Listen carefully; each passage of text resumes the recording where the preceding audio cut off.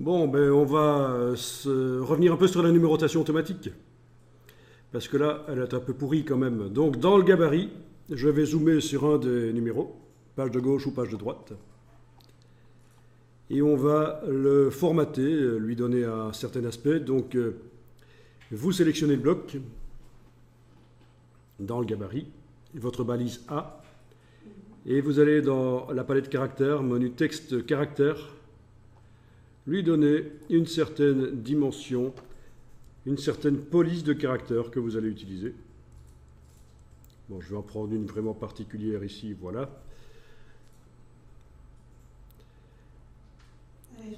Une certaine couleur.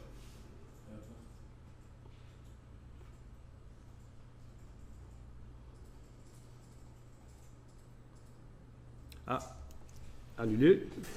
Ben oui, si je sélectionne le bloc et je veux changer la couleur, il faut que j'indique que je travaille sur le texte à l'intérieur. Évidemment.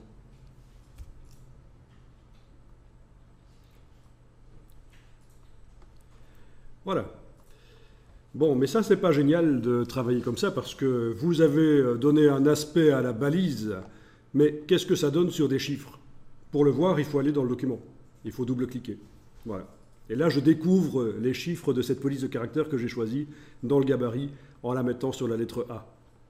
Vous voyez Et donc, c'est pas génial. Devoir modifier les choses dans le gabarit et ne voir ce que ça donne que quand on va dans le document, c'est pas génial. C'est pour ça qu'on va travailler ici avec deux fenêtres. On l'a déjà fait peut-être? Ça vous rappelle quelque chose vaguement? Peut-être dans Illustrator, on avait fait ça. Fenêtre disposition mosaïque. On va faire une nouvelle fenêtre sur le même document. Menu fenêtre, disposition, nouvelle fenêtre.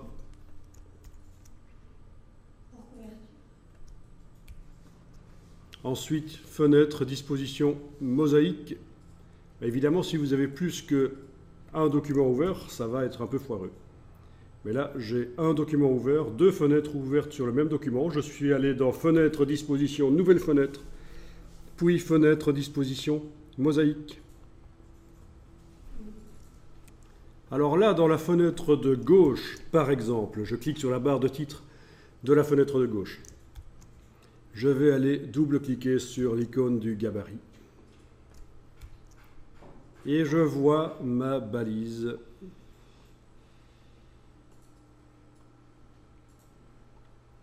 Et dans la fenêtre de droite, je vois une des pages du document avec le numéro. Je peux passer sur une autre page, etc. On est d'accord ? Et là, c'est quand même plus sérieux. Travailler comme ça, c'est assez génial. Modifier le gabarit et en même temps voir les modifications dans le document. Donc, là, j'y vais. Je sélectionne le bloc qui contient la balise de numérotation automatique. Je sélectionne le bloc avec la flèche noire dans le gabarit.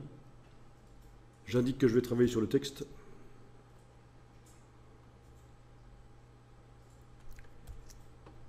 Je choisis la couleur, etc.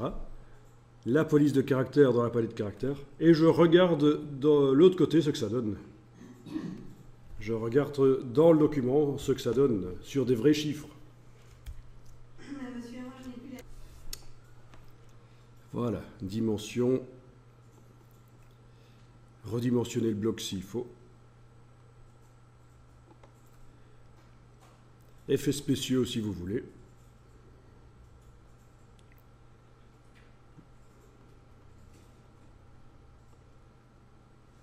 Objet, effet, transparence.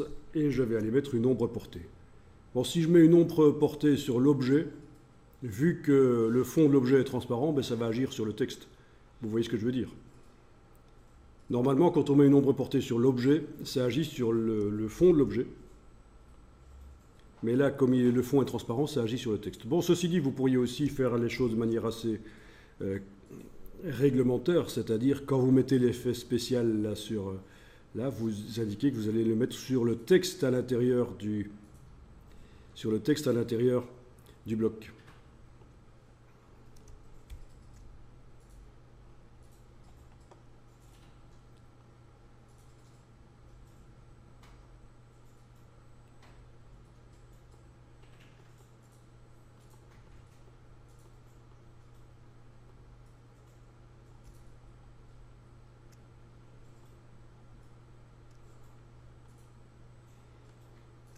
Bien. On a quand même un truc foireux. Et avec l'ombre portée, c'est un mauvais exemple, mais intéressant quand même, c'est que sur toutes les pages maintenant, c'est l'ombre de la lettre A qui se retrouve en fait. Vous avez vu ça? L'ombre des chiffres? Oui. Ah bon. Il faut que je fasse la mise à jour de mon document. Il y a peut-être un truc bizarre ici. Moi, j'ai l'ombre de la lettre A. Ok. Mais c'était peut-être pas une bonne idée de le mettre sur le texte alors. Ah, ici ça marche. 52, on a l'ombre de 52 là. Bon. Question de mise à jour des effets.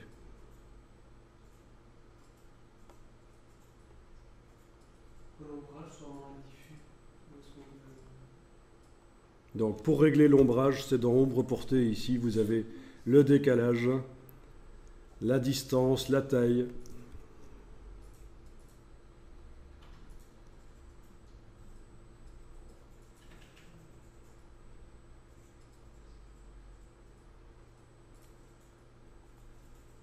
Ah oui. Donc pour l'instant, j'ai quand même la lettre A qui apparaît comme ombre, moi, dans la fenêtre de droite. Hein. Ah oui. Hein.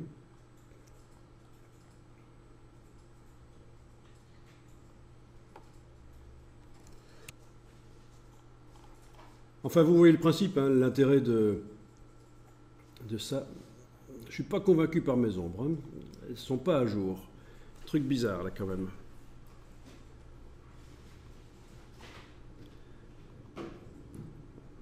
Finalement, je ne vais peut-être pas en faire parce que ça me perturbe plus qu'autre chose, ces ombres. Mais enfin, vous avez vu le principe. Hein, vous choisissez donc la police du caractère, la dimension, la couleur, etc. Et vous voyez directement dans le document ce que ça donne.